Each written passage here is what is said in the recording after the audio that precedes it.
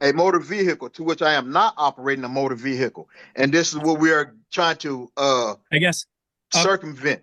yeah, I am and it's operating not my it's not automobile, circumventing. not a motor vehicle, I will ask you this: how is your right to travel removed by by trying receiving to the require citation? me to have a license to operate a automobile, which is my private vehicle. All right, folks, buckle in because today's hearing is about to test everyone's patience. We've got ourselves a classic sovereign citizen showdown. You know the type, the guy who swears he's not driving a motor vehicle. No, he's just operating his private automobile. And because of that little word game, he believes the law doesn't apply to him. No insurance, expired tags, nothing. Just vibes and constitutional rights. From the jump, you can already feel the tension. The magistrate opens with the basics. This is a civil infraction, plain and simple. This is a civil infraction. If you were found responsible, all other things being equal, the court would assess $125 fines, costs, and fees. It is a 0-point ticket. And in the second case that ends with the letter B, that same date, time, and place, you were issued a citation for having an expired registration plate. That is also a civil infraction. It is also a 0-point civil infraction. If you were found responsible, all other things being equal, the court would assess $110 fines, costs, and fees. So first question, is that the ticket or the two cases that you thought you were appearing about, Mr. Williams? It is. Okay, and same question to you, Officer Kellums? Yes, sir. Very good. In every civil case, the plaintiff has the burden of proof, and in a case like this, that burden of proof is called by a preponderance of evidence. Only question I have is, will the laws of the U.S. Supreme Court be applicable, and the federal statutes and definitions of motor vehicle and automobile be applicable in this proceeding? They are the state of Michigan laws that will be applicable. Okay. The other question is, are you already not bound by U.S. Supreme Court rulings? Every court is bound by relevant Supreme Court rulings. Okay. All right. I'm not sure why you're asking that, but that's okay. All right, Officer Kellums, if you would begin, please. So on November 19th, 2024, I was on patrol for the Battle Creek Police Department when I observed the vehicle that Mr. Roosevelt was driving. I observed that it had expired tags on the vehicle. I then conducted a traffic stop on Fountain Street near Meacham Ave. Found Mr. Williams to be driving the vehicle, where I issued him the citations. When speaking with Mr. Williams, he could not provide insurance, and his tags were expired. All right. Did Mr. Williams say anything to you during the stop about having insurance or not having insurance, or anything about the tags on the plates, anything like that? He informed me that he did not have to have insurance due to that he was traveling, and to drive a vehicle, you have to have insurance. Something regarding Supreme Court. That's about all he said. Okay. All right. Do you want me to consider anything else at this point, Officer Kellums? No, sir. Okay, Mr. Williams, could you hear Officer Kellums' testimony? Yes, I heard his testimony. Very good. Thank you for your patience. What do I need to know, sir? Okay, I did inform Officer Kelly that I am not operating a motor vehicle, but I am operating an automobile. I did inform Officer Kelly of the ruling of Rodriguez v. Ray Donovan, U.S. Department of Labor, 769 Federal 2nd, 1344, where the U.S. Supreme Court's decision has ruled that all codes, rules, and regulations are for government authorities only and not for human creators. In accordance with God laws, all codes, rules, and regulations are unconstitutional and lacking due process. All right, I'm going to interrupt you just for a second. Are you telling me that a case at 769 Fed 2nd, 1344 indicates that all laws are unconstitutional? Simple. If he's found responsible, we're talking about a couple $100 in fines, nothing life-altering. But our sovereign citizen, Mr. Williams, he's not about to let it go that easy. He starts demanding to know if federal statutes and Supreme Court rulings are going to apply here, as if the Michigan court system is suddenly going to bow down to his Google Law dictionary. And right away, you can see where this is going. He's trying to turn a $125 ticket into a grand debate on the meaning of freedom. He even tosses in one of those famous sovereign citizen lines. I am not operating a motor vehicle. I am traveling in my private automobile. That's their bread and butter. The old All codes, rules, and regulations. Yes, sir. Rodriguez v. Ray Donovan. And if I'm Well, not and mistaken, you said that was Department of what? U.S. Department of Labor. Okay, U.S. Department of Labor doesn't publish decisions in the Fed second. Um, Okay, can you that tell is me a in. little bit more about the case? What was that issue in the case? It was regarding what we're discussing here, the requirements of a driver's license and the need when it's required to have one, stating that when you're not operating in commerce, to which I informed the officer that I am not operating in commerce as stated in USC 18 USCA 31 paragraph A6 states that a motor vehicle, the term of motor vehicle meaning every description of carriage, contrivance, propelled or drawn or mechanical powered and used for commercial purposes. This is what Title 18 USCA Section 31A6 states or defines as a motor vehicle, to which I am not operating in commerce. I'm not For using. the purposes of that particular chapter of the United States Code, it would not control what happens in terms of the Michigan legislature defining in Chapter 257 what a motor vehicle is, and an automobile Right. under Michigan law is a motor vehicle. But okay, continue. Right. It's a motor vehicle, which is described as anything, even by the Michigan compliance statute of 751, which you just stated, is determined as something that's transporting goods, which I'm not transporting goods. I understand your position, and I can tell you that that position doesn't happen to be legally correct. But go ahead. So you're basically stating that there's a misinterpretation of what's in black and white. travel versus drive argument. Spoiler alert, it's been laughed out of courtrooms across the country for decades. The officer testifies calmly, just laying out the facts. He pulled Williams over, saw expired tags, asked for insurance, and Williams flat out said he didn't need it because he was traveling. That's it. Open and shut. But Williams? Oh no. He's about to pull out his secret weapon, random case law thrown around like confetti. He cites Rodriguez versus Ray Donovan, insisting the Supreme Court ruled that all codes, rules, and regulations. No, I'm telling you that you have misinterpreted the application of 18 U.S.C. 31A6 and 769 F second or Fed second 1344. Okay, But well, I see where I've this heard is your going. argument. So there will be no further arguments because I see that you're not going to agree to. Because, like I said, when I've given it to you, the cases where they're like Shapiro v. Thompson, where the U.S. Supreme Court has said that a driver license is not a requirement, that you're trying to convert a right into a privilege, to which is covered by Article 1, Section 8, to which I'll ask you this. Is that right, the right to travel? that is a right to travel, convey, however you want it, by the U.S. Constitution. What you just told me was that somehow but regardless, am trying to convert a right into a privilege. Now, the question I have for you is, what right has been converted to a privilege? My right to freely travel unencumbered and now, unfettered. I will ask you this. How is your right to travel removed by receiving the citation? By trying to require me to have a license to operate a automobile, which is my private vehicle. Okay. All right. Is there anything else you want me to consider? No, sir. All right. Well, I can tell you this.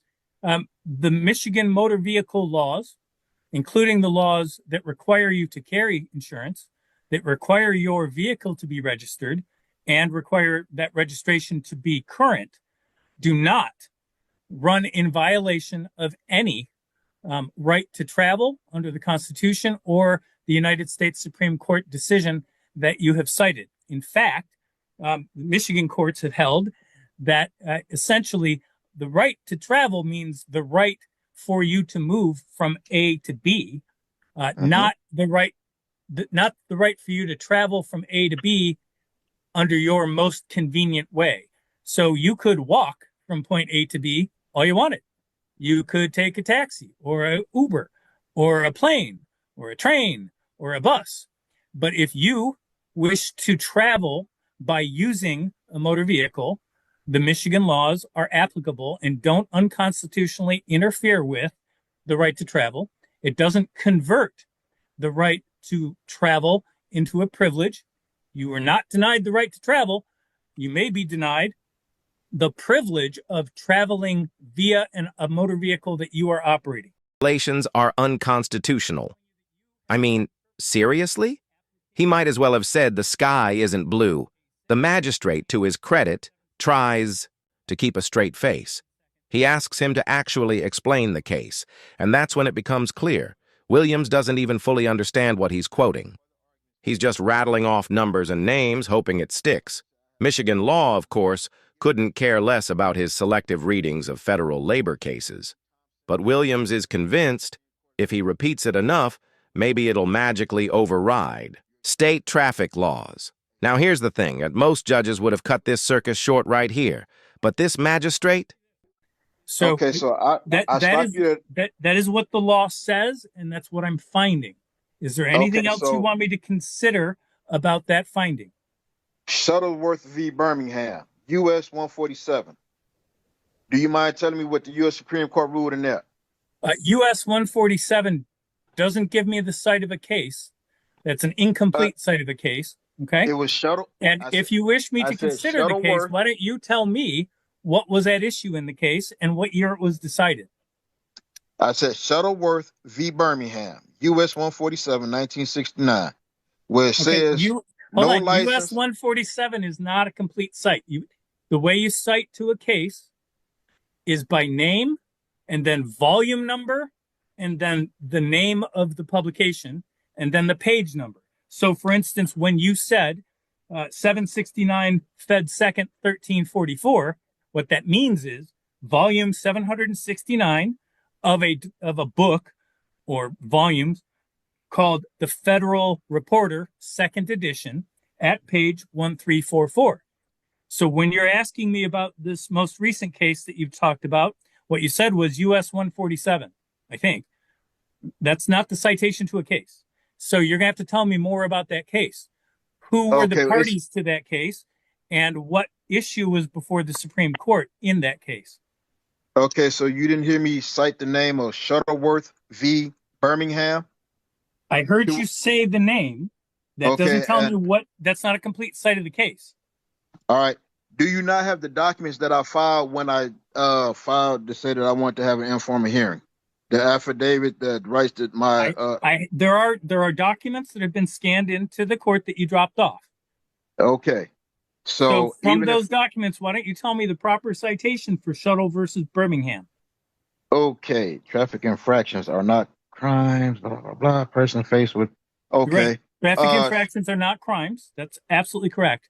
They are civil infractions for a reason. I was reading from a different case, but the case that I'm citing from states that no license necessary to drive an automobile on public highways, streets. No license is necessary. The word operator should not include any person who solely transport his own property and who transport no persons or property for hire. Where's that citation from? Okay, I just appeal it, and that way I can make sure all citations are. That's fine. I mean, the idea is I can't look up what you're telling me, right, without a proper citation. So you can read. I mean, for all I know, and I don't mean this, I'm using a farcical example. For all I know, you're quoting the municipal court in Honolulu, Hawaii, which has no jurisdiction over Michigan. It's understandable. I don't know. Okay, so he's patient. Maybe too patient. He lets Williams ramble about definitions of motor vehicle and automobile like we're in a college philosophy class instead of traffic court. And the more he talks, the more ridiculous it sounds. Williams even tries to argue that His right to travel is being stripped away because the state wants him to carry insurance. Let's pause there for a second. Your right to travel? That means you can walk from point A to point B. You can ride a bus, hop on a plane, or call an Uber. What it doesn't mean is you get to... So I would cite Payne v. Massey, 196 Southwest 2nd, 493, Texas, 273. Okay. Well, and I can tell you that Texas law, a court interpreting Texas law, that decision wouldn't be controlling on a Michigan court. But that's fine. I think I understand where you're going. If you want, I don't need to consider anything else. I'm just asking you, is there anything else Okay, well, you want to present to me? if you're not going to consider anything else, then we can proceed on to your ruling, of which I know you're going to find. So, and like I said, like you said, I have a right to appeal it. So yeah, and I'm willing to listen. If you're going to quote something, I need to know what you're quoting, and I need a proper citation so I can look it up myself, right? Because otherwise people could just run around quoting Mickey Mouse if they wanted. is my automobile not my private personal automobile that's not being used in commerce? I would have no idea the use of your motor vehicle, and it's not relevant to me for the purposes of deciding whether you're responsible for these civil infractions. Okay. Well, I have nothing else for you to consider. Well, very good. I'm letting you know the law does not make a distinction between your using the vehicle for personal reasons or you're using the vehicle for commercial reasons when your registration plate is expired and when you fail to show proof of insurance. Both of those are required. The MCL language. Both of those are required under Michigan law for anyone operating any motor vehicle. That's what I can tell you. So correct. If you're a motor vehicle to which I am not operating a motor vehicle, and this is what we are trying to I guess circumvent. Yeah, I am operating my automobile, not a motor vehicle. I can tell you that an automobile is considered a motor vehicle under the Michigan Motor Vehicle Code. So that's fine. Is there anything else you want me to consider? Nope. Very good. All right.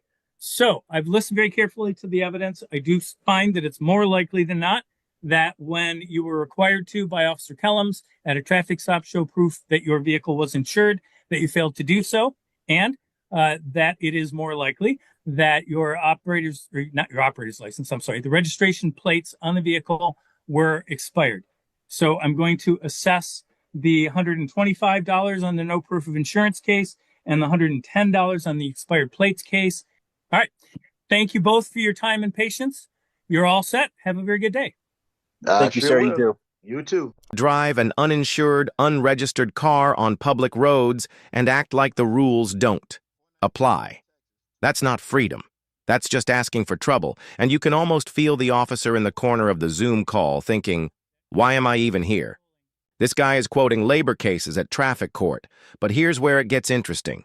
Williams doesn't stop. He starts quoting even more cases, tossing out incomplete citations, half-remembered rulings, anything he thinks will trip up the magistrate.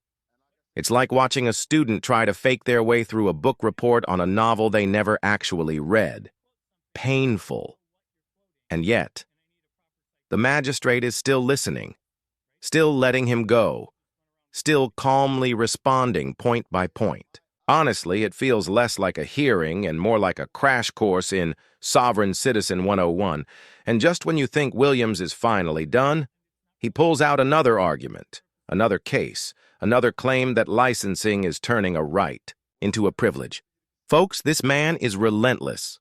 But the magistrate, he's not backing down. At this point, the magistrate has heard enough. He's been more patient than most people would ever be, calmly explaining over and over again that Michigan law is crystal clear. An automobile is a motor vehicle, insurance is required, and expired tags don't magically become legal because you call your car private property. But Williams? He's still clinging to his script. He throws out Shuttlesworth v. Birmingham, though he can't even cite it properly. The magistrate actually stops him and says, "That's not a complete citation. If you want me to take it, seriously, give me the year, the issue, the proper reference." And of course, Williams can't. He fumbles around, reads from his notes, but it's obvious. He doesn't even fully understand what he's trying to argue. You can almost see the magistrate's patience wearing thin. He even jokes, "For all I know, you could be quoting Mickey Mouse." That's how bad this has gotten. Williams is tossing out half-baked citations, hoping the court just takes his word for it. But here's the problem. Courts don't run on "trust me, bro." They run on facts, law, and evidence. Finally, after all the back and forth, the magistrate lays it down. He explains that the right to travel hasn't been violated. Williams can walk, fly, take a bus, whatever he wants. But if he chooses to travel in a car on public roads, he has to follow Michigan law. And Michigan law doesn't care about his sovereign theories. Then comes the ruling. The magistrate finds him responsible on both counts. $125 for no proof of insurance, $110 for expired plates. That's $235 total. Honestly, that's not even steep. For someone who wasted this much court time, the magistrate could have been a lot harsher. And here's the twist. Williams actually takes it pretty well. Unlike most sovereign citizens who storm off or start shouting, this guy just accepts it. He even tells the magistrate to have a good day. Can you believe that? That's not something you usually hear from this crowd. Most of the time, they leave screaming about tyranny. This guy almost seemed relieved it was over. So what do we make of him?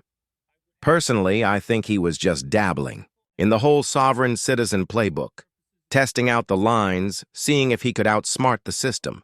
But the second he realized the law wasn't budging, he folded. And honestly, that might have been the smartest decision he made all day. Because here's the reality.